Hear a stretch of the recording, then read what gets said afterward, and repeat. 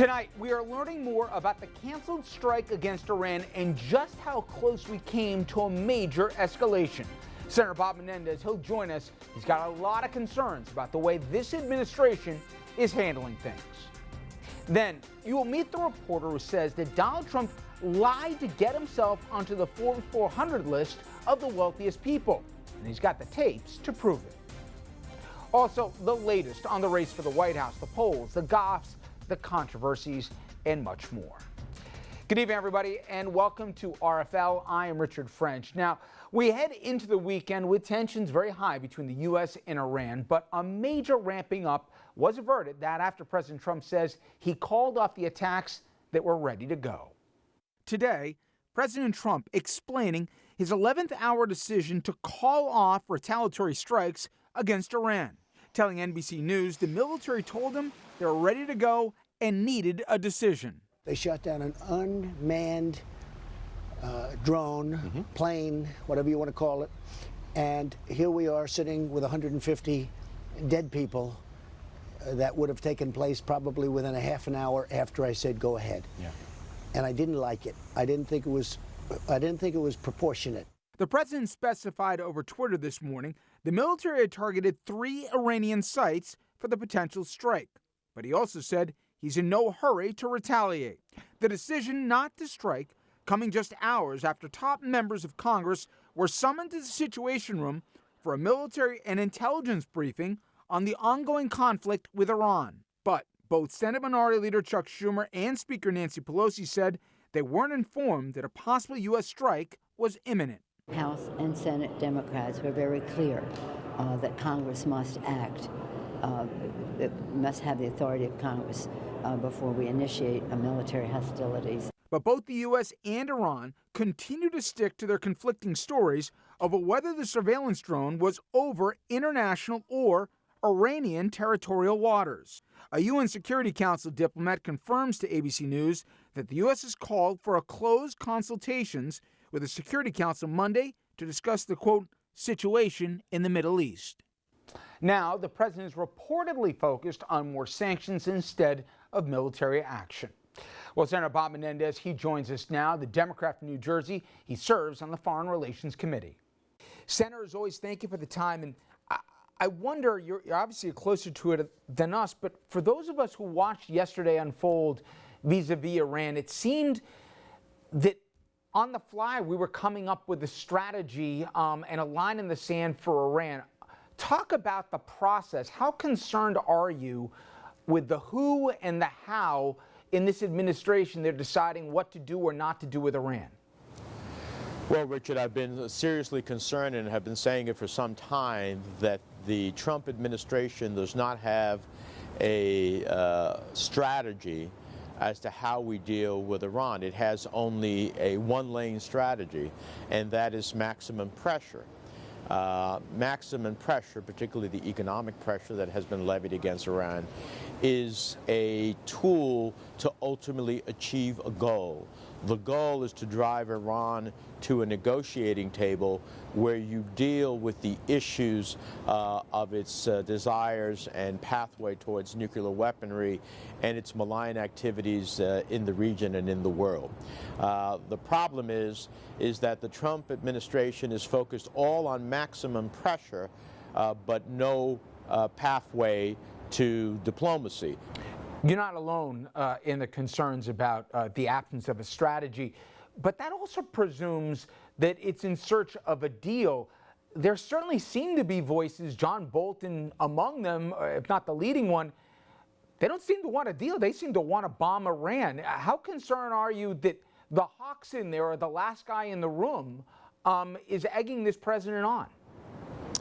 Well, I'm seriously concerned because you have several, from the Secretary of State, who should be the master advocate of diplomacy, to the National Security Advisor, John Bolton, who's very hawkish, to others as well. I'm seriously concerned that in the absence of the experience that President Trump has in this regard, that it's a big challenge. Now, The only saving grace here may be that the president himself has said in a broader context that he doesn't want the United States to continue in endless wars, and if anything, he's been trying to draw down in some parts of the world that we've been engaged in. I hope that that instinct is the one that ultimately dominates his decision making, but the mere fact that yesterday they had targets that would have produced, you know, not an insignificant amount of human life that would be lost compared to a drone that was unmanned is in and of itself concerning. So we're, and I'm also concerned that we're actually in the midst of such engagements when we don't have a Pentagon chief. I mean, we have the acting Secretary of Defense who has now said that he will not go through his confirmation process. We have the Secretary of the Army who's been put in there in an acting capacity. You don't engage in conflicts in the world unless you absolutely have to in your own self-defense when you don't have leadership at the Pentagon to start off with.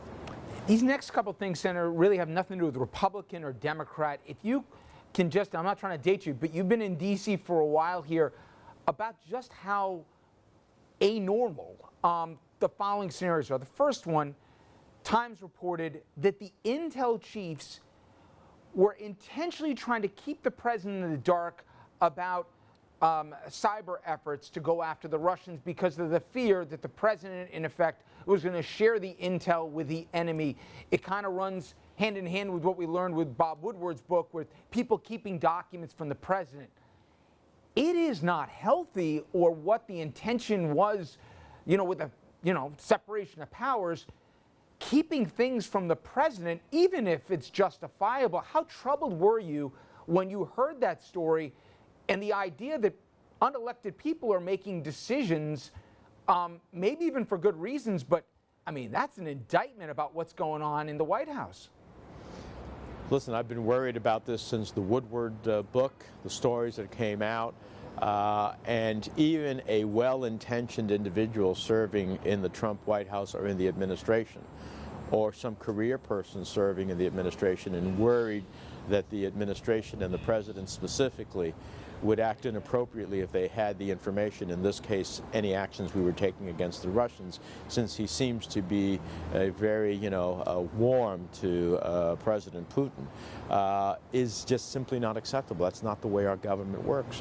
Even for the most highest altruistic purposes, you have to worry that someone who is unelected gets to make decisions and choices that will affect the American people, national security, our foreign policy, and our overall government. And so this is a scenario that we never thought would exist, could exist, but it seems increasingly to be the case here with this administration. This next one also sounds too crazy to be true, but I got to ask, the president has openly, I think, joked that, he might not leave even if he loses. How, behind closed doors, how concerned are you and others that he might not actually respect the results of the next election unless it were a blowout? Is that a legitimate concern? Well, look, it is the comments undermine the essence of our democracy, which is the people decide, and the peaceful transfer of power from one individual who was elected to another who is elected is ultimately part of the great American experiment, part of what challenges and differs other nations in the world from our experiment, that we have had the peaceful transition of power and rule by the ballot box. When someone says that they won't recognize the results of the election if they lose, that undermines the underpinnings of what our democracy is all about. And it is dangerous. It is dangerous particularly if there are those who think that the president, if he loses, didn't really lose legitimately. It's dangerous when some people would be incited to action as a result of that. It really is unprecedented in our history to believe that someone will not gracefully accept. George Washington stepped down.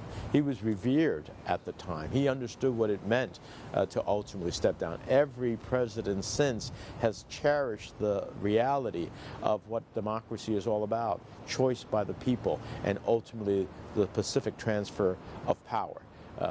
Even suggesting that he may not willingly step down is something that undermines the very essence of our democracy. Senator Menendez, as always, I really appreciate the time. Thank you so much. Thank you, Richard.